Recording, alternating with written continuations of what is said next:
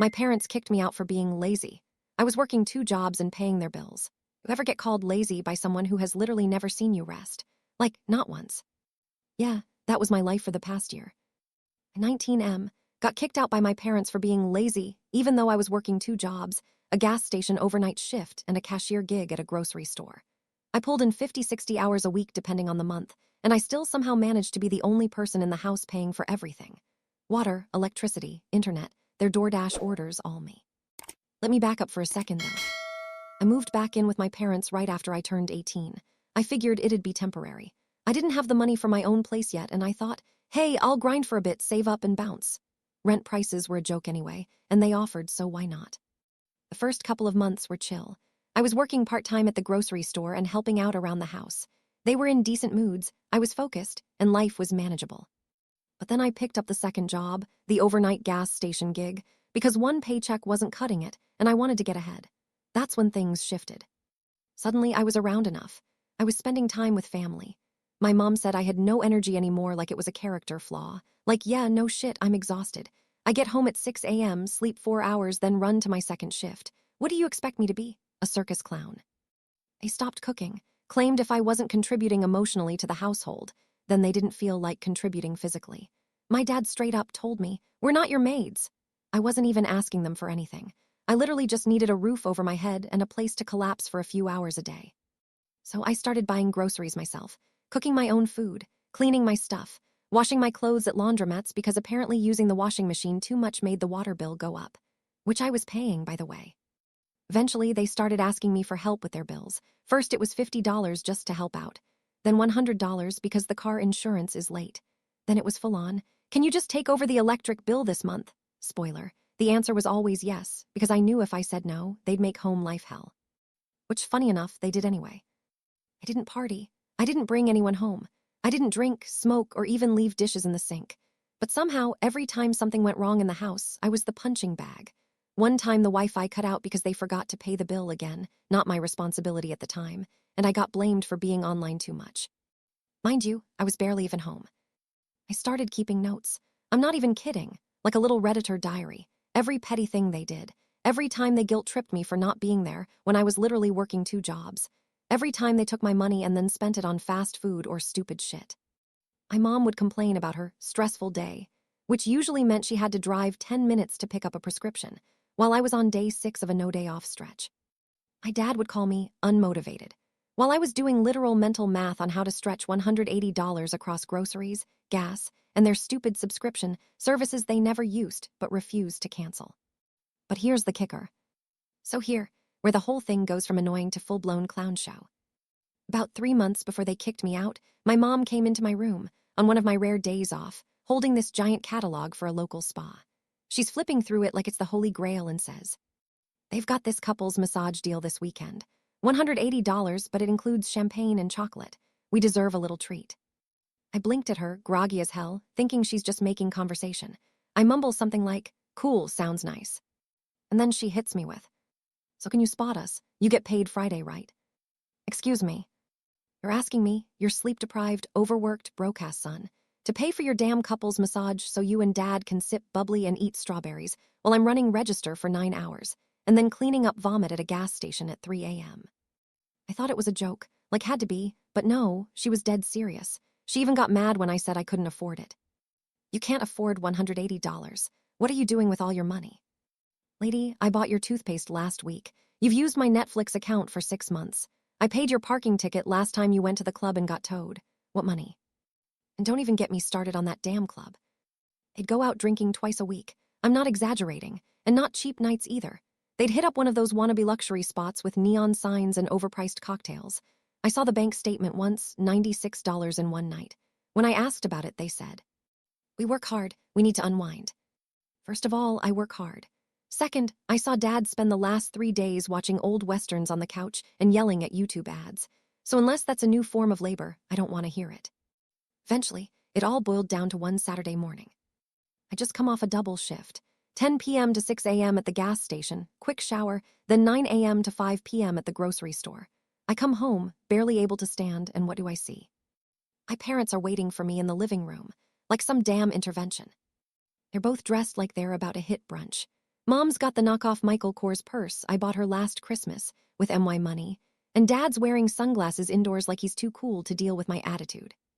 Mom starts in. We've been talking, and we feel like you're not really pulling your weight around here. I just stared at her, jaw on the floor. I'm literally paying their utilities. I'm buying my own food. I don't make a mess. I barely exist in that house. What weight am I not pulling? Dad jumps in. You've got 2 jobs, yeah, but where's the respect? Where's the support for your family? Support for my family. Are you kidding me? I ask what exactly they think I should be doing more of. You know what they say.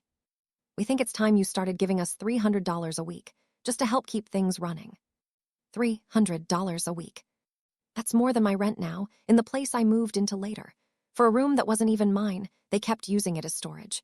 For family that treated me like an ATM with legs. So I said no. Just flat out deadpan, no.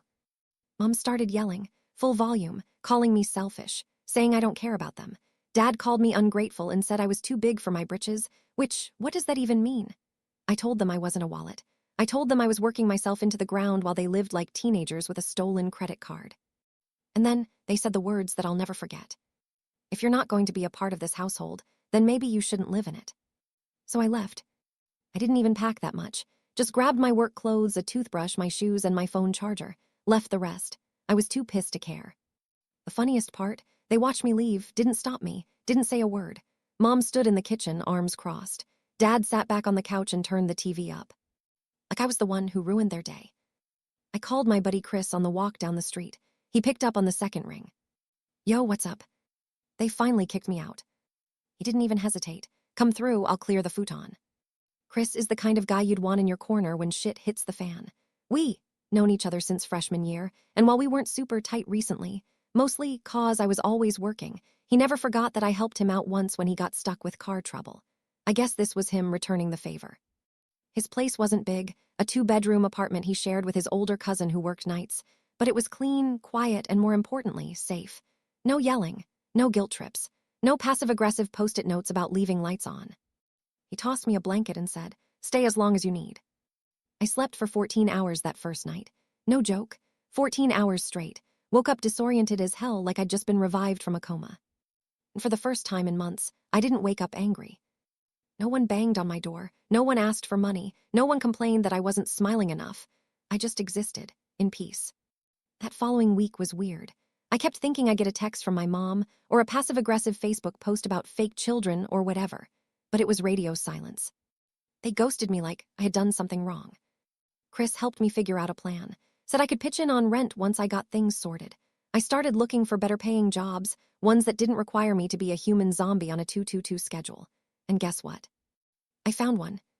A friend of a friend worked in warehouse logistics and told me they were hiring for a full-time inventory coordinator. Not glamorous, but the pay was solid, the hours were sane, and they offered benefits, something I didn't even know I needed until then. I applied, interviewed 2 days later, and got hired the same week. Now I work 9 to 5, Monday to Friday. I sleep at night like a regular person. I eat food that isn't from a gas station vending machine. I even started actually saving money for the first time. And the best part, I don't owe anybody a damn thing.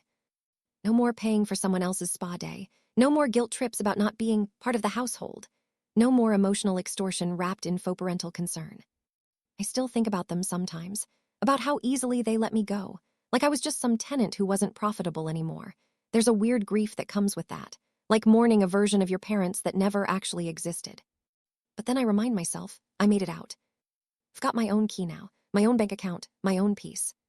And I'll never, ever trade that for anyone's brunch mimosas. About a month into my new job, I was finally starting to feel like a human again. I had a routine, a budget, and even a couple of free evenings a week where I didn't immediately pass out from exhaustion. One night I was scrolling Instagram, something I hadn't done in a while because, survival mode, and guess who popped up on my Explore page? Yup, my mom. She posted a selfie with a caption like, "Self-care is sacred, spa weekend blessed." And guess where she was? At the exact same spa she tried to get me to pay for. Champagne, strawberries, fluffy white robes, the whole deal. I laughed, like out loud, not because it was funny, but because it was so on brand I couldn't make it up if I tried. I clicked on her profile. It was a highlight reel of delusion. Posts from overpriced restaurants, TikToks of her dancing in the kitchen with those cringy wine mom captions. Even one of those live laugh love reels with inspirational quotes set to acoustic guitar. Meanwhile, my dad had turned into a full-time Facebook philosopher, posting blurry memes about loyalty and cutting off toxic people. I swear I was this close to making a Reddit account just to comment, "You mean your son." But here, where it gets even more ridiculous. A mutual I hadn't talked to in a while DMs me and goes, "Hey, not trying to be nosy, but are your parents okay financially?" I'm like, define okay. He sends me a screenshot of a GoFundMe they set up, no joke, titled, "Help us through a rough patch, anything helps." He said they were struggling with bills and recovering from financial hardship caused by a selfish family member who left abruptly. I stared at it for like a full minute, just blinking, processing. These people who kicked me out, lived off me for a year, and spent their weekends turning up like it was 2003, were now e-begging for money because I stopped subsidizing their lifestyle. I almost threw my phone. And that's when I heard about the credit cards. Apparently, they'd applied for 2 new lines of credit after I left. One of them was in my mom's name, the other in my dad's. My cousin, on my mom's side, told me during a phone call that they'd maxed one of them out already, mostly on clothes, takeout, and some weird motivational retreat that turned out to be a sales pitch for an MLM. I asked if they were selling essential oils or leggings. She said, "Nah, it's supplements now, some kind of powdered mushroom thing." Of course it is. Meanwhile, I'm over here learning how 401 KS work and meal prepping chicken and rice like a broke bodybuilder. I've got 3 months of rent in my savings account. I'm not rich, far from it, but I'm stable. And that's something I didn't know I could be until I got away from them. Chris and I started doing roommate dinners once a week. He's big on grilling, so sometimes we'll just hang out, eat burgers, and play old video games. He doesn't say much about what I went through, but I think he gets it.